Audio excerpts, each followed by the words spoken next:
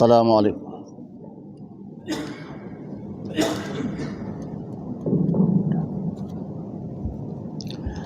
Assalamualaikum warahmatullahi wabarakatuh. Waalaikumsalam warahmatullahi wabarakatuh. Bismillahirrahmanirrahim. Alhamdulillahilladzi alafa baina qulubina wa aslaha dzata bainina wa asbahna bi ni'matihi ikhwana. Wassalatu wassalamu ala sayyidina wa nabiyyina wa habibina wa syafi'ina wa dzukhrina wa maulana Muhammad wa ala alihi wa sahbihi man tabi'ah amma ba'd. Qala ta'ala fil Qur'anil 'azim wa huwa asdaqul qailin. A'udzu billahi minasyaitonir rajim. Bismillahirrahmanirrahim. Wa idza qala rabbuka lil malaikah inni ja'ilun fil ardi khalifah qalu ataj'alu fiha may yufsidu fiha wa yasfiku dima wa nahnu nusabbihu bihamdika wa nuqaddisu lak qala inni a'lamu ma la ta'lamun. Shadaqallahul azim. Bapak Ibu, saudara-saudari as-shaimun wa shaimat yang dirahmati Allah, sebagaimana disampaikan oleh Tuan Imam kita, hari ini kita telah berada di tanggal 27 Ramadan. Sebelum masuk ke tema kita hari ini, saya ingin menginformasikan terlebih dahulu berbagai pertanyaan. Sebenarnya bukan berbagai, pertanyaannya satu tapi ragam orang yang bertanya. Kapannya kita sebetulnya hari raya ini? Gitu. Satu Syawal itu kapan? Karena ada yang berencana hari Jumat rayanya dan dengan persiapan berbagai perlengkapan. Ada yang hari Sabtu. Nah, ini saya sampaikan bahwa hasil penghitungan hisab ya untuk wilayah Indonesia ketika hari Kamis nanti matahari terbenam di ufuk barat, ketinggian hilal atau anak bulan di Indonesia ini paling tinggi itu adalah di Aceh, Loknga. Ada pada 2,50 derajat di atas ufuk ya.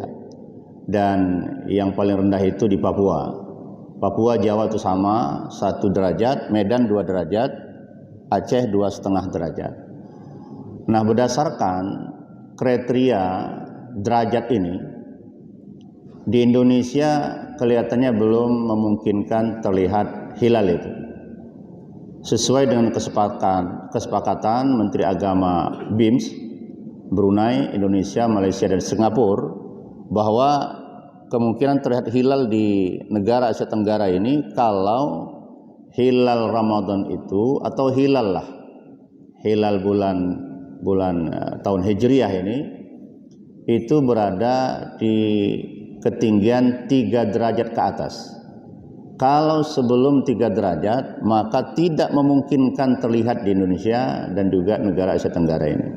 Oleh karena itulah, karena berdasarkan hadis sumu li ru'yatihi wa aftiru li ru'yatihi, berpuasalah kalian karena melihat hilal bulan Ramadan dan berbukalah karena melihat bulan Syawal. Karena belum terlihat maka kemungkinan besar untuk kita Indonesia hari raya kita adalah hari Sabtu, bukan hari Jumat. Kalau Muhammadiyah sudah tetapkan hari Jumat, mungkin karena Muhammadiyah tahun ini dan tahun sebelumnya sebetulnya wujudul hilal sudah ada ya, wujudul hilal itu. Yang jelas hilal sudah di atas ufuk, mau 0 derajat juga ada masalah ya. Tapi yang jelas tahun ini juga Muhammadiyah mulai menetapkan kriteria itu KHGT, kalender Hijriah tunggal, global tunggal ya.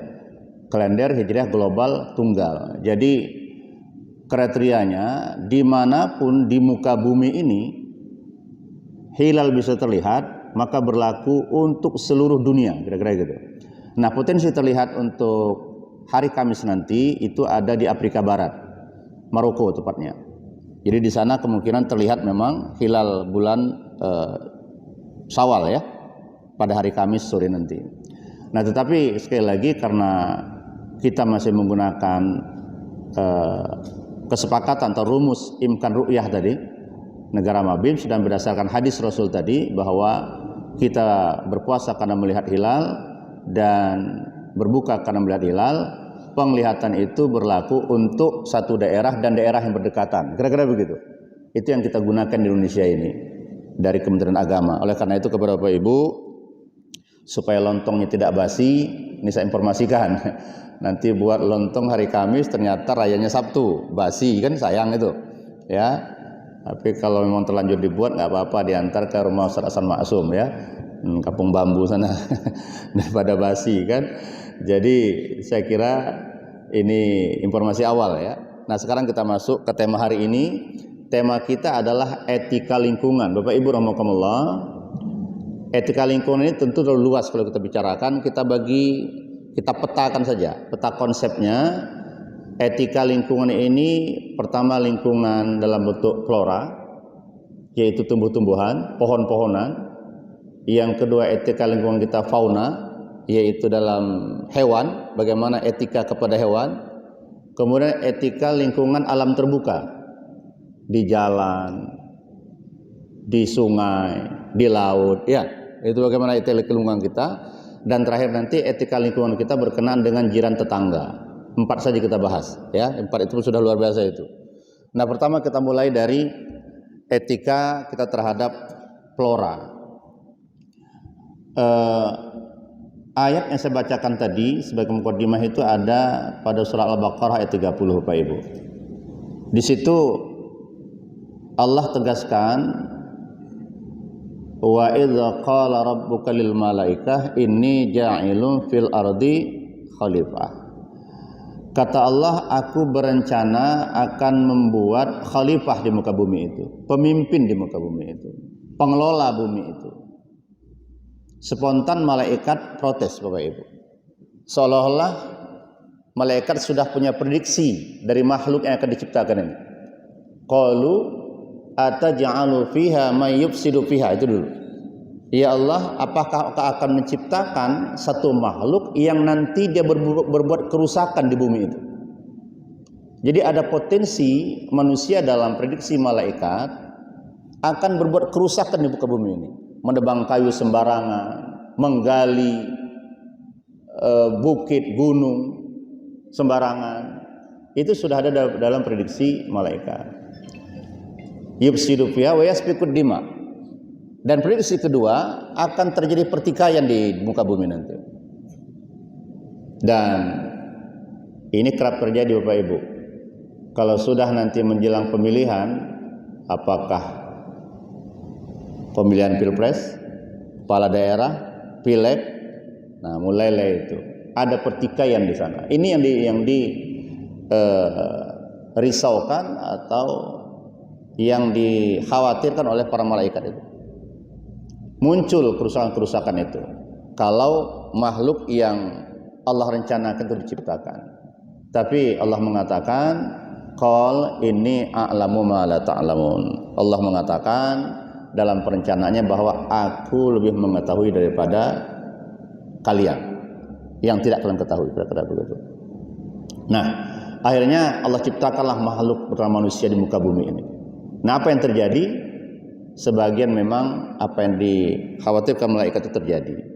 Apa yang kita alami beberapa waktu yang lalu, di akhir tahun yang lalu, itu nyata bahwa kerusakan muka bumi ini, banjir bandang yang melanda, itu tidak bisa dipungkiri sebagian adalah sumbangan atau pengaruh dari ulah tangan manusia. Nah, oleh karena itu Bapak Ibu rahimakumullah, ini perlu menjadi catatan kita bersama. Yang pertama dalam kaitan ini, setelah ayat itu kita melihat secara spesifik fauna. Bagaimana Islam flora ya, bagaimana Islam membimbing kita dalam hal flora ini, tumbuh-tumbuhan, pohon-pohonan. Suatu hari Rasul mengatakan dalam sabdanya dengan tegas, man qata'a sidrah, barang siapa yang memotong, menebang sidrah, pohon bidara, sawaballahu ala ra'sihi finnar, maka Allah akan menuangkan ke kepalanya air dari api neraka. Mengapa begitu luar biasa dosa memotong atau menebang pohon sidrah itu? Ini bukan persoalan pohon sidrahnya atau pohon bidaranya Bapak Ibu. Mengapa Rasul mengatakan pohon bidara? Karena begini, pohon yang paling kuat tumbuh di dataran kering itu bidara. Gitu. Jadi bidara itu tahan dengan gurun panas, itu tahan dia. Dan dia pohon bidara ini rimbun. Tempat orang bernaung, tempat hewan ternak juga bernaung di padang rumput, di padang pasir sana. Makanya kata Rasulullah, kalau tempat orang bernaung ini, tempat hewan ternak ini bernaung, ditebang, dihilangkan, dosanya bukan cerita lagi menebang pohon, tapi dosa tidak hilangnya tempat orang bernaung. Ini sama dengan kita menebang pohon kemarin, sembarangan. Banyak orang menggantungkan hidupnya dari adanya pohon di situ. Apa maksud menggantungkan hidup itu? Karena adanya pohon di sana, tertahanlah aliran hujan yang siogianya akan membawa tanah itu longsor, tertahan di sana. Ada kehidupan yang baik terjadi. Tapi apa yang bisa kita lihat kemarin, begitu longsor terjadi, kabarnya di Tapanuli Selatan itu ada kampung yang hilang, begitu juga di Aceh Tamiang. Ada kampung yang hilang. Kalau orang hilang udah biasa itu. Ini kampung Bapak Ibu, luar biasa itu. Inilah yang Allah katakan,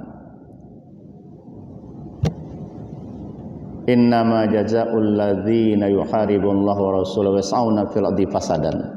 Sesungguhnya ganjaran, balasan, hukuman bagi orang yang memerangi Allah dan Rasulnya, wa yas'auna fil ardi fasadan, dan berbuat kerusakan di muka bumi ini. Para mufassir, ahli tafsir menyebutkan maksud fasadan itu adalah merusak muka bumi itu, yaitu merusak sumber-sumber kehidupan. Apakah bentuk sumber kehidupan itu ternak atau sawah, ladang, kebun, itu dirusak. Dan merusak sumber kehidupan, lalu yang kedua merusak anak keturunan. Nah, yang kemarin merusak sumber kehidupan. Apa balasannya? Ganjarannya, hukumannya kejam, Pak, kedengarannya. Tapi memang setimpal dari akibat perbuatan itu. Ayyuqattalu, boleh dibunuh. Aw yusallabu, atau disalib dia. Atau qata'a aydihim wa arjuluhum min khilaf, atau dipotong tangan dan kaki secara bersilang. Ayum fauna minar ard, atau dibuang dia dari negara itu. Dulu ada istilah diasingkan ya. Mengapa? Kejahatan kemanusiaan dalam ajaran Islam ini kejahatan yang luar biasa besarnya, extraordinary crime ya. Jadi sekali lagi, kejahatan yang mengorbankan manusia itu masuk dalam ajaran Islam kategori extraordinary crime. Oleh karena itulah hukumnya sangat berat. Nah, Bapak Ibu rahimakumullah, oleh karena itulah Rasul memesankan kepada kita, karena demikian beratnya sanksi bagi orang yang merusak alam ini, sebaliknya Rasul mengatakan orang yang memelihara alam itu sebaliknya luar biasa juga pahalanya. Jadi kata Rasul, idza qamatis sa'ah, apabila besok terjadi kiamat, besok kiamat itu, wa fi yadi akhirikum fasilah, sementara di tangan kalian ada bibit kurma, fasilah itu bibit kurma, falyaghrisha, maka hendak dia tanam itu. Maksudnya apa? Besok kiamat, hari ini kita menanam bibit. Kiamat ini jangan kita maknakan ya bisa saja kiamat besar ya, tapi ini kiamat kecil ini. Kita mau meninggal, tanam itu. Mengapa? Karena tanaman yang kita tanam berbuah dia, kalaupun tanaman berbuah, rindang dia sehingga orang bisa bernaung. Kata Rasul, setiap buah yang dimakan makhluk hidup apakah burung, manusia, maling sekalipun, maling Pak, yang ngambilnya, kata Rasul, maka itu terhitung sedekah bagi penanamnya. Makanya biasa orang tua kita dulu, Bapak Ibu rahimakumullah, dia berwakaf. Termasuk ayah saya pernah berwakaf. Saya heran dia. Tanamnya berapa pohon kelapa. Mak saya bilang, ini kami menyebut ayah itu abah, kan gitu. Ini ini wakaf abah kalian, jangan diganggu ini. Setiap buah kelapa yang jatuh atau sengaja dipanjat untuk ke masjid, gitu. Sampai lama setelah dia meninggal, pohon kelapa itu masih berbuah dan tetap itu menjadi bagian dari sedekah jariah kepada dia. Nah, itu diniatkan, tak diniatkan pun kata Rasulullah, pohon yang kita tanam selagi masih menghasilkan, apakah hasilnya bentuk buah atau hasilnya dalam bentuk orang bernaung, maka ini tetap menjadi bagian dari pahala mengalir kepada kita, Pak Ibu. Makanya sekali lagi kepada kita, persoalan etika lingkungan, flora ini, pohon-pohonan ini menjadi perhatian dalam ajaran agama Islam. Begitu care-nya Islam ini. Sampai-sampai Rasul memesankan betul kepada pasukan perangnya. Ini perang ya, pasukan perang mau berangkat ini. Kata Rasul, ingat pesanku. Pertama, jangan pernah kalian menebang pohon atau membakarnya. Itu dulu. Itu yang pertama diingatkan Rasul. Bukan cerita bunuh-membunuh, tidak. Begitu tentara yang berangkat perang, pertama pesan Rasul, jangan ada di antara kalian menebang pohon atau membakarnya. Satu. Yang kedua, jangan ada membunuh binatang ternak. Yang ketiga, baru masuk, jangan membunuh anak kecil, jangan membunuh perempuan, jangan membunuh orang tua. Jangan membunuh orang-orang yang beribadah di rumah ibadah mereka. Rahib-rahib itu biarkan mereka beribadah. Di gereja-gereja, dimanapun mereka beribadah, jangan diserang itu, jangan dibunuh, jangan diganggu. Tidak boleh, haram hukumnya. Ya. Jadi haram hukumnya menebang pohon, haram hukumnya membakar pohon, itu peringkat pertama. Baru cerita anak kecil, perempuan, orang tua, orang-orang yang tinggal di rahib-rahib yang berdiam di rumah-rumah ibadah mereka, itu haram. Nah ini sekali lagi Bapak Ibu, pesan Islam terkait dengan flora ini, tumbuh-tumbuhan ini sudah begitu tegas. Makanya kalau ada orang memotong pohon sembarangan tanpa memikirkan dampak lingkungan, dosa besar ini. Dosa besar. Ya, sudah saya katakan tadi, dosanya itu kalau Al-Quran bisa itu dibunuh itu. Kenapa? Kalau akibat dari perbuatan ini berdampak pada kerusakan alam, menimbulkan kemafsadatan bagi manusia, kerusakan bagi manusia. Ini yang pertama. Yang kedua, fauna. Nah, Bapak Ibu, ini hadis sahih ya. Kita sering dengar ini. Ada seorang perempuan yang masuk neraka gara-gara mengurung kucing kan? Dikurungnya kucing ini, sehingga kucingnya tidak bisa berkeliaran mencari makan sampai mati kucing itu. Kata Rasul dalam sebuah hadis sahih Bukhari ya, Bukhari. Orang ini atau perempuan masuk neraka gara-gara mengurung kucing itu. Nah sebaliknya ada perempuan yang dalam bahasa hadis disebut sebagai pelaku dosa besar. Dan banyak orang menerjemahkannya dengan pelacur, kira-kira gitu. Nah, ada seorang perempuan pelacur, ketika dia berjalan di gurun pasir, dia kehausan luar biasa, dilihatnya di situ ada mata air, tapi jauh ke bawah sana. Ya, dia buka penutup kepalanya, lalu dia buka sepatu hubnya, sepatu safar itu. Sepatu hub itu adalah sepatu tinggi yang diikat gitu Pak ya. Nah, itu diikatnya pakai ujung penutup kepalanya tadi, baru diulurkan ke bawah mencari air. Dapat air. Nah, dapat air, dikasihnya lah minum anjing yang kehausan tadi. Lihatnya di situ ada anjing, dia kehausan, anjing juga kehausan. Ada anjing kehausan menjilat-jilat pasir di gurun pasir itu. Kata Rasulullah, akibat ataupun berkah dari lembutnya hati si perempuan ini, Allah tak pandang lagi dosanya yang segunung itu, kira-kira begitu. Hah? Kepada kita Bapak Ibu, kelembutan hati kita kepada alam ini, kelembutan hati kita memelihara kucing, Pak, walaupun tidak ada syariat melihara kucing gitu. Tapi ketika ada kucing kelaparan kita kasih makan, kadang-kadang begitu Pak ya, ada kucing liar tak kemana-mana, tak dapatnya makanan, kita kasih makan. Kelembutan hati kita bukan karena kucingnya kita masuk surga, tidak, tapi kelembutan hati kita kepada makhluk yang kelaparan ini, kepada hewan-hewan yang membutuhkan perlindungan kita ini, itulah yang menyebabkan kita masuk dalam surganya Allah. Makanya kata Rasul, ma la yarham man fil ardi la yarhamuhullah man fis sama. Orang yang tidak bisa menyayangi apapun yang ada di muka bumi ini, Allah pasti tak sayang kepada dia. Sebaliknya kalau kita sayang, Allah pasti sayang kepada kita. Nah ini flora fauna Pak. Jadi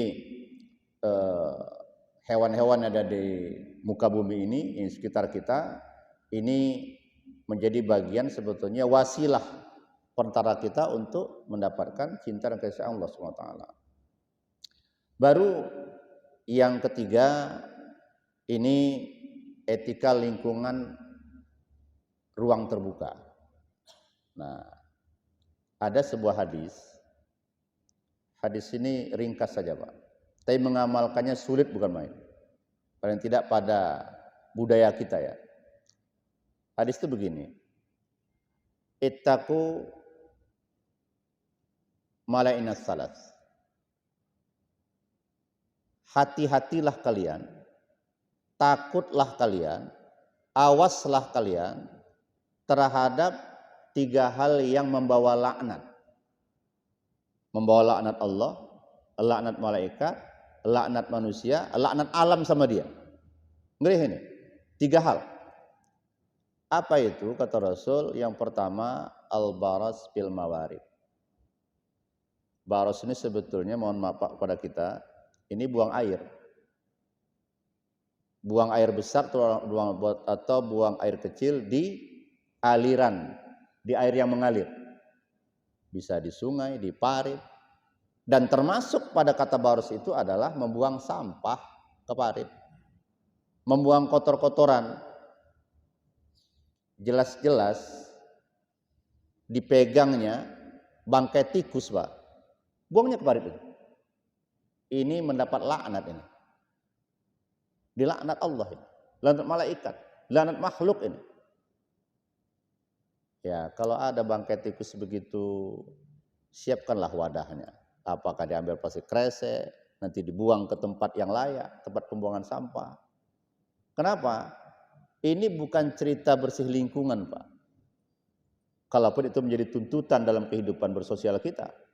Tapi ini yang penting bagi kita adalah, ya Allah, ibadahku mungkin tidak begitu luar biasa ya Allah. Tidak lebih ya Allah, dari kadar yang aku mampu.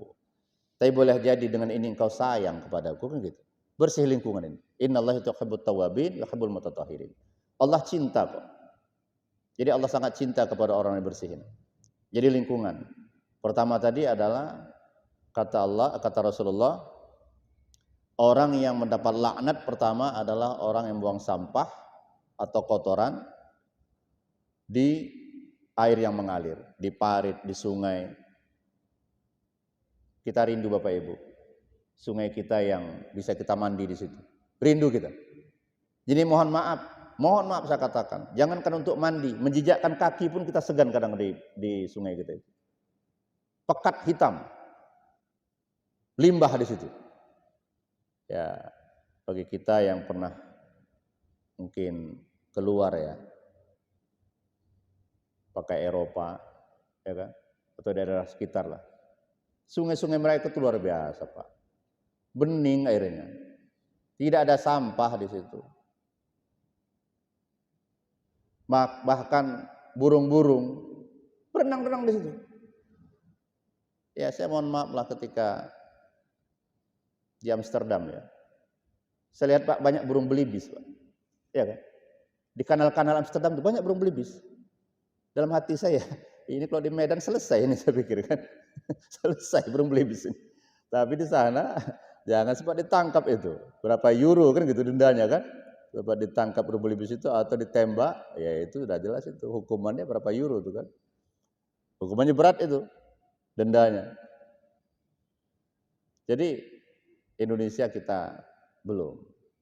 Perilaku sampah ini luar biasa masih kita. Perilaku mengotori lingkungan ini. Ini yang pertama, kena laknat ini.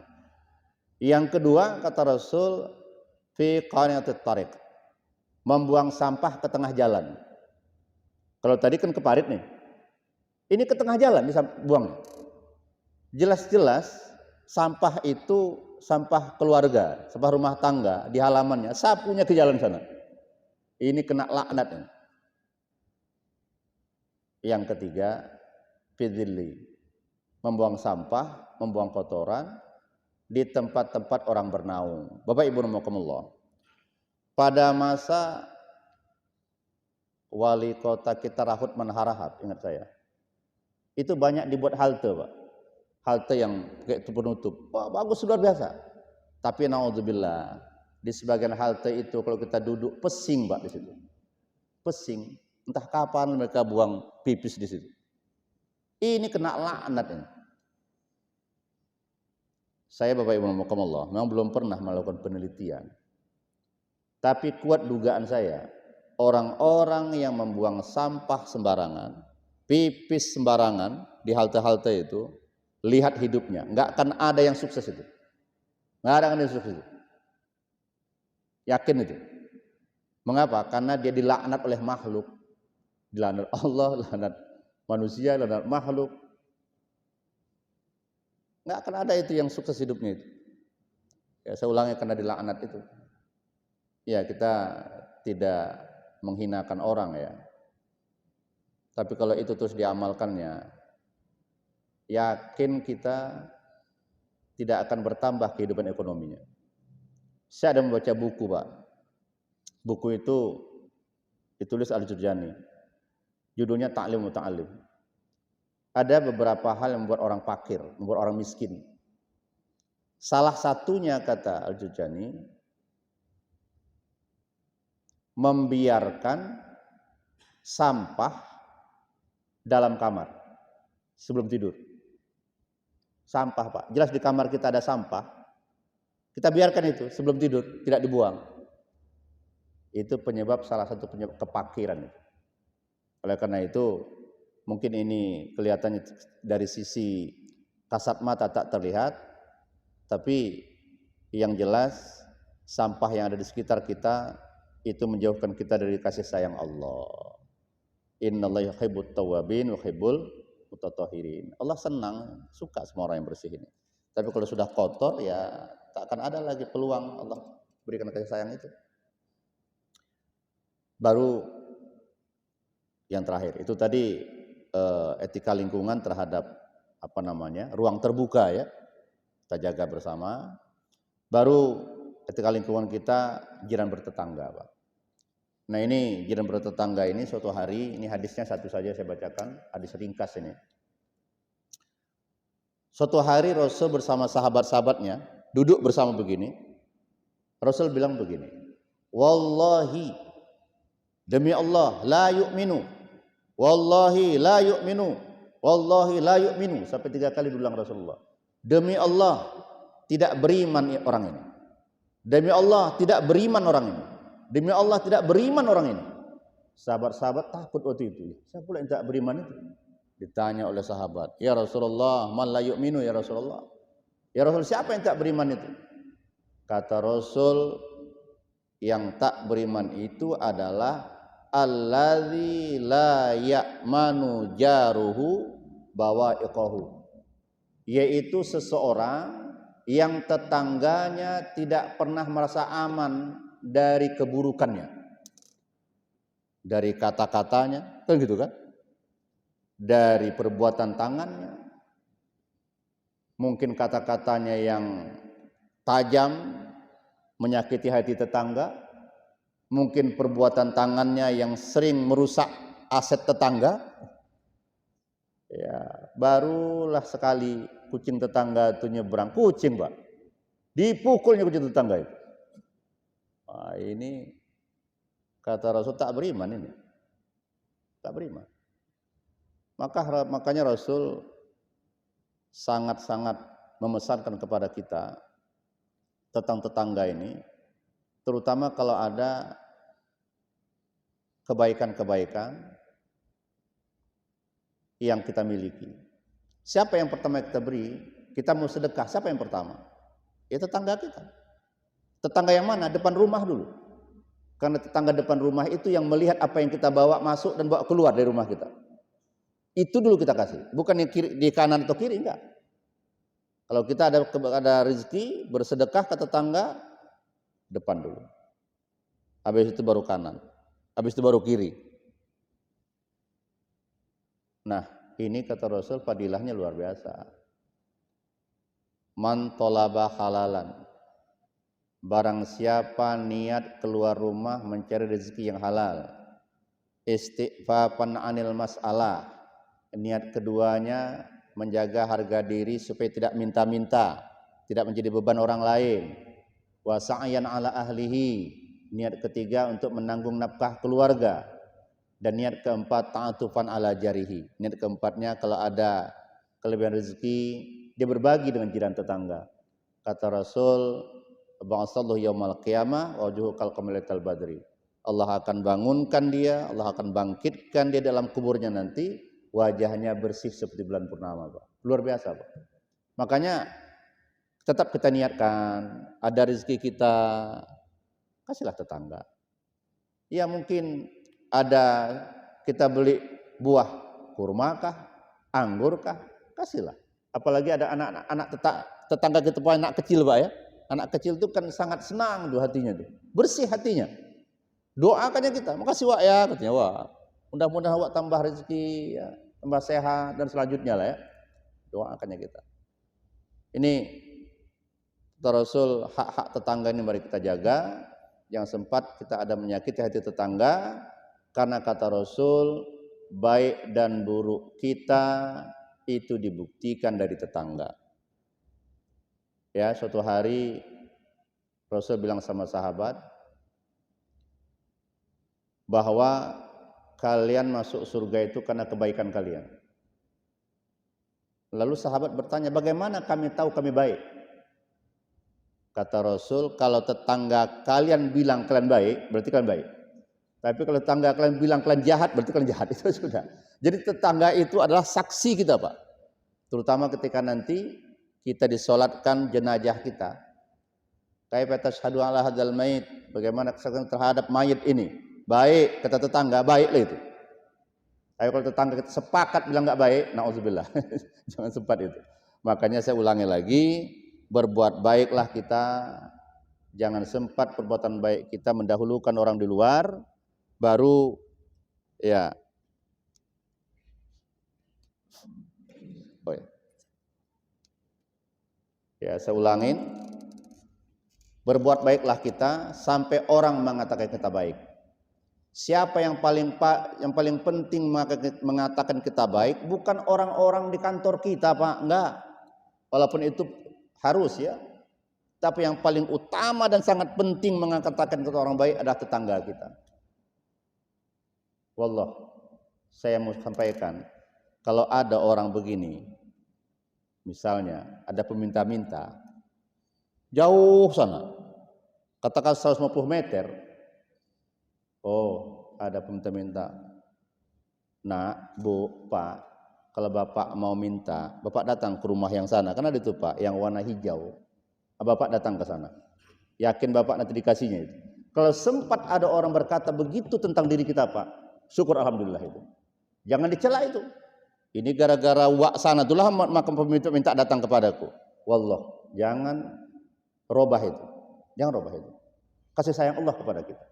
Kalau sudah ada orang mengatakan datanglah ke rumah si fulan, nanti kau akan dibantu itu, berarti tetangga sudah bersaksi kita orang baik, Pak. Pertahankan itu.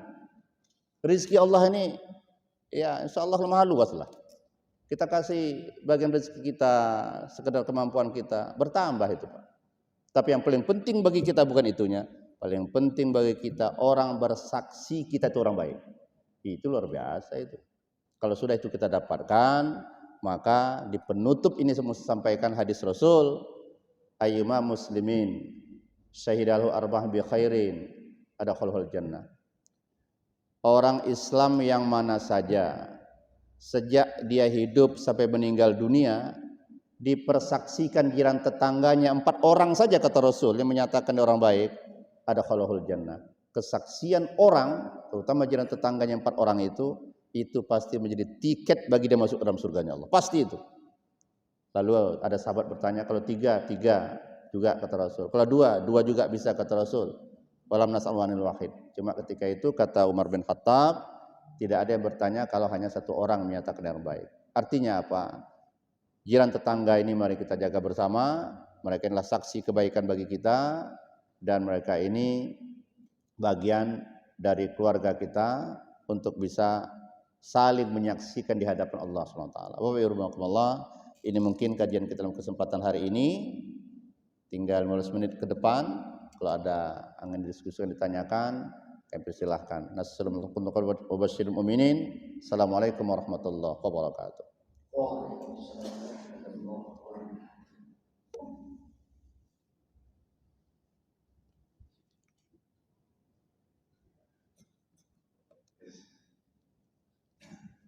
Terima kasih Pak Moderator. Terima kasih Ustaz. Assalamualaikum warahmatullahi wabarakatuh. Waalaikumsalam warahmatullahi wabarakatuh.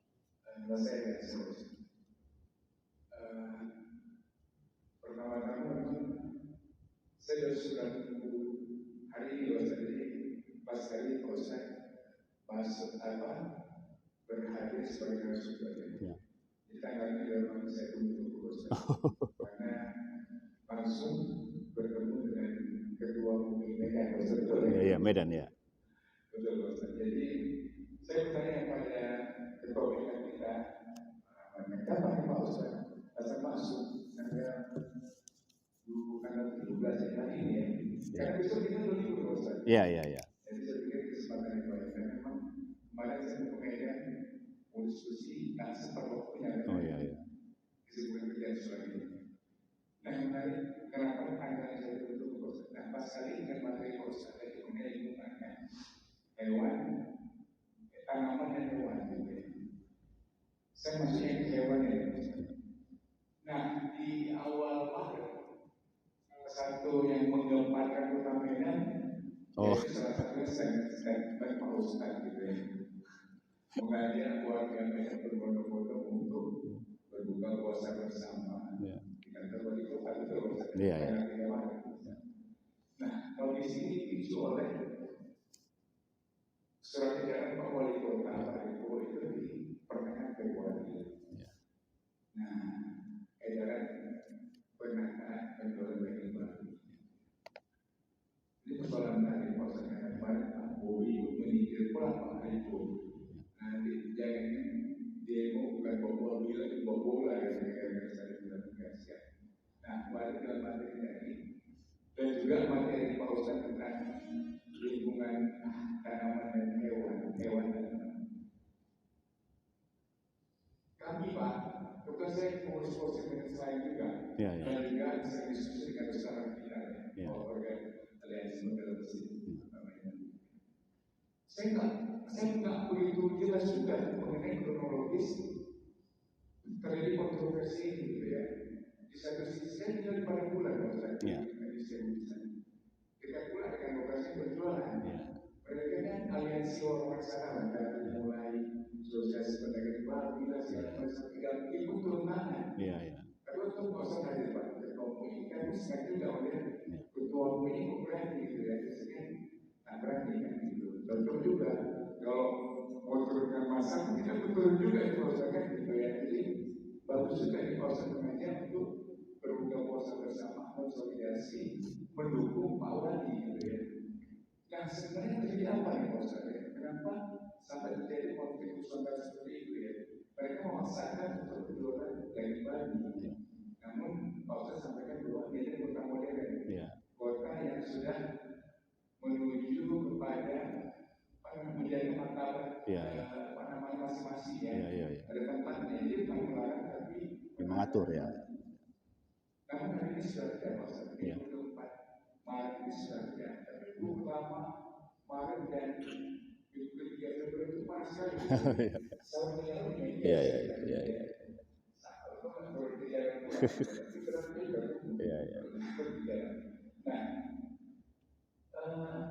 Nah, kami satu keluarga di bukan saya berbeda setelah jauh dari Muhammadiyah.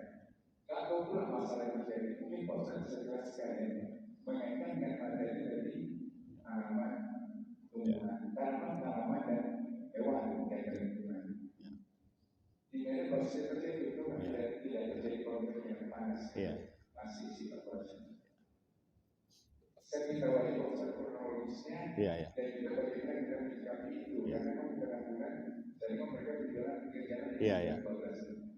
Mungkin bisa saja Pak Ustaz setelah ketua WA yang sudah Pak ngomong ini Assalamualaikum warahmatullahi wabarakatuh. Waalaikumsalam warahmatullahi. Ya, langsung saja ya. Ini masuk kita dalam etika ruang terbuka. Etika lingkungan ruang terbuka, kira-kira begitu ya. Saya mau cerita kronologinya. Kronologi pertama, bahwa sudah diadakan pertemuan antara masyarakat dengan pedagang babi di Kelurahan Harjosari 3, Medan Amplas. Ketika itu berdasarkan tuntutan masyarakat agar penjualan di bahu jalan atau trotoar Jalan M. Nawawi Harahap, Jalan Bahagia Bypass, dan Jalan Turi itu ditutup. Tetapi pedagang tidak mau, lalu diadakanlah rapat itu di Harjosari 3 Medan Amplas. Kesepakatan rapat menyatakan bahwa boleh berjualan tetapi di halaman masing-masing gitu. Ditarik ke dalam, tidak di bahu jalan apalagi di trotoar. Nah, ternyata beberapa hari menjelang Ramadan, lebih kurang 10 hari ya menjelang Ramadan, setelah ada kesepakatan itu, tidak seluruhnya pedagang ini mundur ke halaman masing-masing. Terutama di Bahagia Bypass. Pas di persimpangan Bahagia Bypass itu, ternyata pedagang babi masih berjualan di bahu jalan. Nah, ini memicu protes masyarakat lagi. Masyarakat datang ke MUI juga dan juga tentunya ke pemerintah Kota Medan.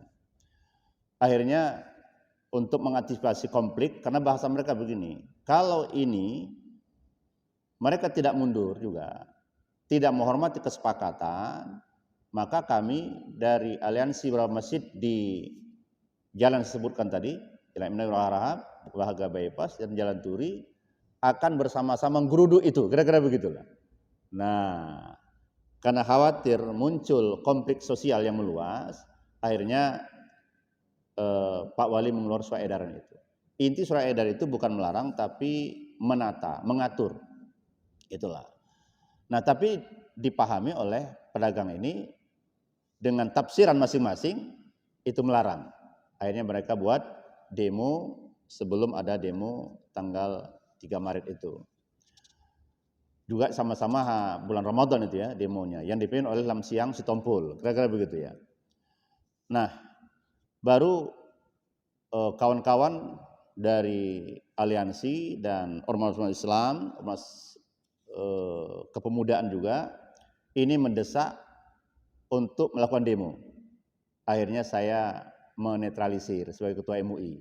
Kan tidak mau kita suasana Ramadan ini menjadi tidak baik. Akhirnya kita kemas, arahan saya itu supaya buat acara buka puasa bersama. Dan tidak ada yang berdiri. Nah, itu dia. Peserta tidak boleh berdiri. Peserta semuanya duduk, rapi, dan hanya ada tausiah. Itu kesepakatan kita waktu itu. Dan tentu tujuan kita jelas, tetap mendukung surat edaran Pak Wali yang pada poinnya hanya bersifat mengatur, tidak ada melarang di sana. Tapi rumor yang keluar ada larangan berjualan kecuali di 2 pasar saja. Nah, itu tidak tahu dari mana itu. Ya, sengaja memang dihembuskan atau disuarakan oleh para provokator seolah-olah di Medan ini tidak boleh berjualan babi kecuali 2 tempat. Nah, ini kan di Belawan kan sulit mereka, harus datang ke Petisah kan begitu. Nah, itulah yang disuarakan ketika itu. Akhirnya kita melaksanakan dukungan ya unjuk rasa dalam bentuk dukungan itulah untuk mendukung syairan Pak Wali itu, dan alhamdulillah setelah itu terlaksana FGD tanggal 10 yang pertama FGD dan 11 yang kedua. Tanggal 10 FGD ini dengan saudara-saudara kita Lamsiang Sitompul dan kawan-kawan lah. Di situ ada Irin Golan, ada Sagam Bakara, dan saya hadir di situ. Nah, itu dia. Memang saya memilih hadir di FGD bersama kawan-kawan pedagang babi. Jadi saya tidak hadir di hari tanggal 11-nya bersama kawan-kawan aktivis. Mengapa? Karena saya ingin menjelaskan kepada mereka. Alhamdulillah sejak pertemuan itu Lamsiang Sitompul yang menyampaikan menyampaikan ucapan terima kasih atas penjelasan Ketua MUI yang menyejukkan kata beliau. Begitu juga Rene Golan, Sagam Bakara, dan beberapa tokoh-tokoh dari kawan-kawan yang mendukung penjualan babi itu kemarin. Dan alhamdulillah mereka bisa memahami dan siap untuk ditata. Alhamdulillah. Nah, kemudian tanggal 11-nya ini saya tidak mengikuti, saya minta Ketua Bidang Hukum Dr. Mazharil Mukhtas yang mengikuti itu untuk karena saya sudah, kalau dengan kawan-kawan aktivis kan saya sudah punya sudah punya kesimpulan kemana arahnya kan, makanya saya tidak perlu ikut lagi. Jadi saya minta Ketua Bidang Hukum untuk mengikuti FGD yang kedua. Insya Allah saya minta kepada Pak Wali jangan sesuai edaran direvisi, tapi langsung kita atur melalui perwal. Karena sesuai edaran tidak punya kekuatan hukum untuk dieksekusi ya. Nah, sesuai edaran itu sifatnya hanya himbauan, mau diikuti, kalau tidak bisa diberi sanksi kan. Itu sesuai edaran, dia tidak punya kekuatan eksekusi. Jadi kita minta supaya bisa ditata dengan baik melalui perwal, dan insya Allah ini tetap berjalan diskusi demi diskusi untuk kita laksanakan nanti aturan ini melalui perwal. Bapak Ibu rahimakumullah, ya, dan ini menjangkau juga sampai kapan nanti itu, padang bulan itu akan diatur. Asal wilayah Kota Medan kena itu nanti ya, akan kita atur. Intinya kita mengatur, bukan kita melarang, ya, supaya saya sampaikan di hadapan kawan-kawan Irin Golan, begitu juga Sagam Bakara, itu Kak Lamsiang Sitompul. 2 poin yang saya sampaikan, kota modern itu ciri khasnya pertama dia menerima heterogenitas, harus ramah heterogenitas. Yang kedua, kota modern itu harus menerima penataan kota. Tidak mungkin kita katakan kota modern tapi tak menerima penataan kota, tak mungkin itu. Dan mereka mengaminkan itu, artinya mereka juga setuju supaya ini ditata dengan baik. Dan insya Allah setelah ini tidak akan ada masalah-masalah lah. Ya, saya kira itu.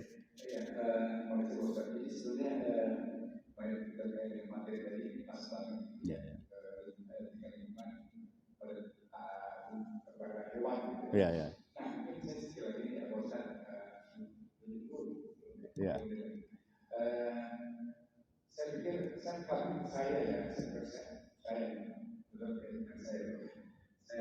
dukung sekali Pak Ustaz. Kenapa? Karena waktu itu di 2 tahun yang lalu ketika asosiasi peternak babi itu mendemo Pak Gubernur. Ya, ya, ya. Karena kita ada perwakilan dari Malaysia. Ya, ya, ya. Ya, ya. Nah, kali ini bagus juga ada perwakilan dari Malaysia. Karena mengatakan bahwa Malaysia ini masih ada. Ya, ya. Dengan saya pulang mereka. Ya, ya. Sekolah pinggir jalan tua. Ya, ya, ya. Lalu kita sampai kalau saya bilang mereka mampu kalau saya. Iya, iya, iya, Mbak Mia. Mengatakan bahwa Medan ini kan Melayu. Iya, iya. Jangan sedikit mereka masuk. Sedikit mereka dominasi dan sebagainya. Karena memang mereka kalau untuk aliansi yang bakal memang sangat jauh ya berorasi. Iya, iya. Berargumentasi, sampai memprovokasi. Iya, iya. Sangat jauh. Namun alhamdulillah kita punya sosok yang ya, makasih ya. Assalamualaikum. Ya, saya juga terima kasih atas dukungannya. Saya ketika itu mungkin memerankan peran yang tidak biasa. Ya, memang sebagaimana antum katakan tadi, Ketua MUI belum pernah ikut demo gitu. Walaupun sebelumnya sudah beberapa kali ke jalanan, terutama terkait dengan pembelaan masjid. Ya, Masjid Taqwa yang di belakang Hermes Palace, itu juga saya bolak-balik. Iya, Hermes Palace di belakang, ada Masjid Taqwa di belakang itu. Saya beberapa kali itu naik panggung membela masjid itu supaya tidak dipindah, karena memang jelas wakafnya, ya, termasuk masjid wakaf Asia Megamas, ya, itu di komplek Asia Megamas Amal Sutrahim, itu juga kita pertahankan karena jelas itu wakafnya. Kecuali yang tidak jelas itu mungkin kita ragu kan, tapi yang jelas wakafnya harus kita pertahankan. Jadi Bapak Ibu Rahmatullah, terima kasih atas dukungan kita bersama untuk tidak lain niat kita adalah untuk kebaikan bersama itu, ya, terutama kebaikan masyarakat Kota Medan ini. Demikian dapat saya sampaikan, dan mari kita tutup dengan doa. Astagfirullahaladzim. Bismillahirrahmanirrahim. Alhamdulillah wassalatu wassalamu ala sayyidina Muhammadin wa ala alihi washabihi ajma'in. Allahumma inna nas'aluka ridhaka wal jannah wa na'udzubika min sakhatika wan nar. Allahumma innaka afuwwun karim tuhibbul 'afwa fa'fu 'anna ya karim. Allahumma alif baina qulubina wa aslih dhata bainina wa asbahna bi ni'matihi ikhwana. Rabbana atina fid dunya hasanah wa fil akhirati hasanah wa qina adzabannar. Wa sallallahu wasallam ala Muhammad wa ala alihi washabihi ajma'in walhamdulillahi alamin. Subhanallahumma bihamdika asyhadu an la ilaha illa anta astaghfiruka wa atubu ilaik. Assalamualaikum warahmatullahi wabarakatuh.